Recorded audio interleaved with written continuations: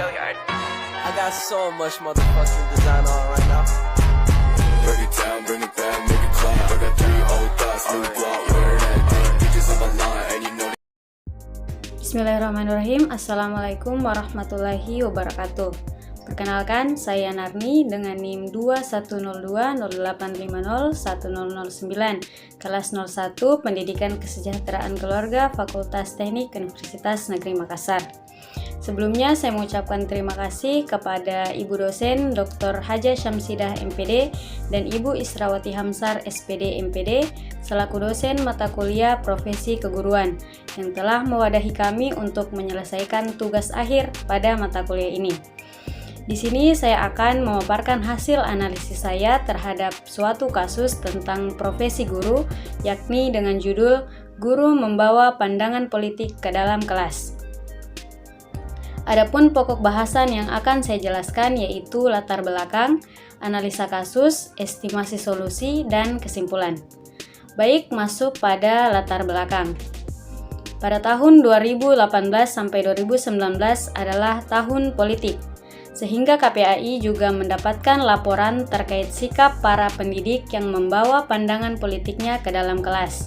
Di antaranya kasus guru N yang heboh pada tahun 2018. Kasus guru agama berinisial N di salah satu SMA negeri di Jakarta yang diduga menyampaikan pandangan politiknya dan ujaran kebencian terhadap capres tertentu di ruang kelas. Menjadi viral baik di dunia maya maupun media massa. N dituduh salah satu orang tua murid tidak bersikap netral karena menyampaikan pandangan politiknya untuk mempengaruhi peserta didiknya memilih calon tertentu. Kemudian analisa kasus.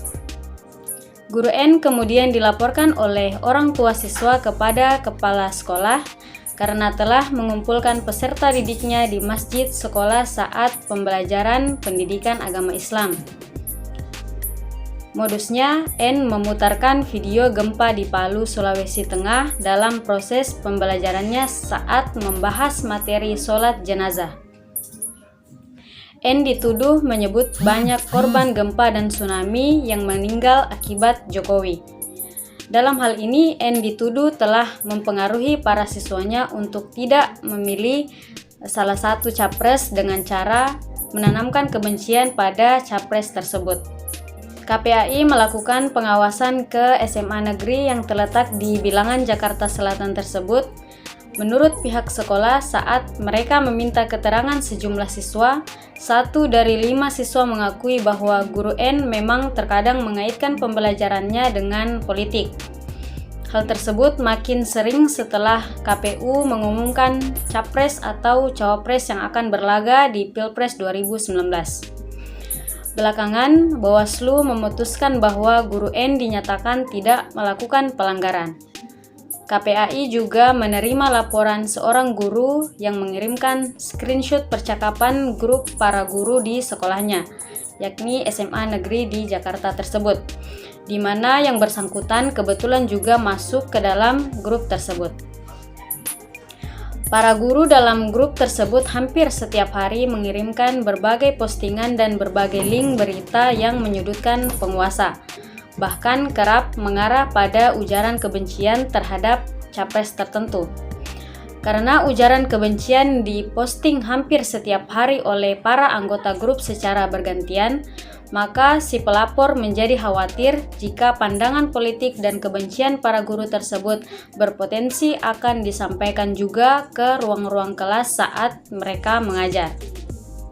Kemudian masuk pada estimasi solusi. Yang pertama, KPAI mendorong kepala-kepala dinas pendidikan di berbagai daerah untuk mengingatkan kepada kepala sekolah dan para pendidik maupun tenaga kependidikan untuk bersikap netral dalam pemilu 2019, baik pemilu legislatif maupun pilpres, terutama para pendidik dan tenaga kependidikan yang berstatus PNS. Kemudian yang kedua, KPAI mendorong para guru, baik guru PNS maupun non-PNS untuk mematuhi ketentuan bahwa lembaga pendidikan haruslah bersih atau steril dari kepentingan politik dan politik praktis. Anak-anak harus dilindungi dari pengaruh buruk berupa ujaran kebencian. Anak-anak seharusnya dipertontonkan demokrasi yang terbuka, jujur, dan menghargai HAM siapapun. Guru sangat strategis dalam memperkuat demokrasi dan nilai-nilai kemanusiaan.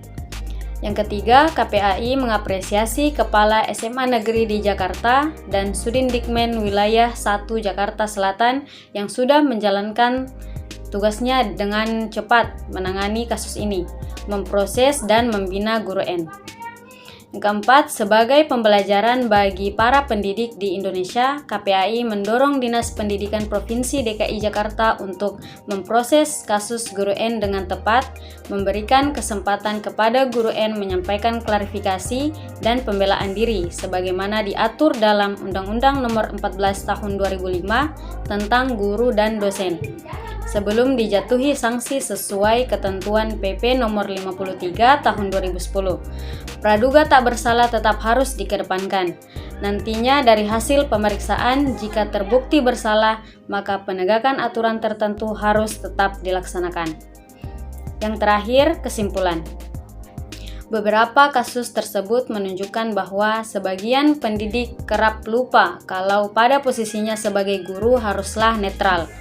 Guru seharusnya tidak membawa pandangan politiknya ke dalam kelas, apalagi jika dibumbui dengan ujaran kebencian pada calon tertentu. Guru harus memberikan contoh sikap dan perilaku yang baik kepada murid-muridnya, karena dia adalah model yang ditiru oleh peserta didiknya. Kesimpulan tadi menutup penjelasan saya pada kesempatan kali ini. Jika ada salah kata mohon dimaafkan. Apabila ada pertanyaan boleh silakan dimasukkan pada link Classroom yang telah disediakan.